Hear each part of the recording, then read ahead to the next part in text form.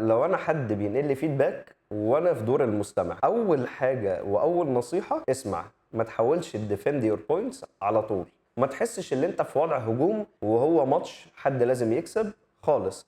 اسمع الفيدباك كامل وبعد كده اطلب وقت اللي انت تديفند يور بوينتس او تعبر عن رايك. تاني ستيب، هطلب وقت ليا مخصص اللي انا اتكلم، ولما تيجي تديفند يور بوينتس يفضل ان انت تتكلم with evidence، لازم يبقى فيه فاكتس. جو انا حاسس اصل كان نيتي، اصل ما كنتش اعرف ان في بوليسي بتقول كده، ده ما ينفعش. تالت حاجه دي بقى الصياعه، هتطلب من الشخص اللي بيديك الفيدباك ان هو يشاركك في اكشن بلان، انه يحطك اون تراك. فانت هنا عملت ايه؟ انت سمعت، بعد كده انت عبرت عن رايك. تالت حاجه، انت شاركته في الاب كامينج اكشنز، عشان لما هنيجي نقعد قعده فيدباك تاني او بريزل تاني انت كنت معايا وانت اللي قلت لي اعمل ايه وانا مشيت على البلان اللي انت حطيتها لي. فربب سريع كده، اعمل ايه لو انا في وضع اللي انا بيتنقل لي فيدباك؟ اول حاجه اسمع، تاني حاجه هطلب وقت اللي انا هرد with evidence، تالت حاجه هطلب مشاركه ونحط اكشن بلان سوا.